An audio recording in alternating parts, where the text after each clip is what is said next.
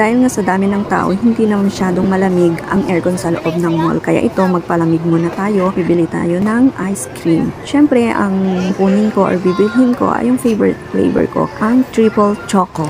Let's eat! So, pagkatapos natin kumain ng ice cream, dumaan naman tayo dito sa food court para tikman tong tinatawag nilang takoyaki. It's a Japanese food na may seafood. Tapos, dumaan tayo dito sa Goldilocks para bumili ng tinapay na iuuwi. So, bago tayo umuwi, dito na rin tayo nag-dinner. Ang dinner ko na lang ay this kebab wrap ng Turks. Kasi nga busog pa tayo. So, enough na yan para sa dinner. At ito nga ay tayo uuwi na. Hi guys, naabutan na tayo ng closing na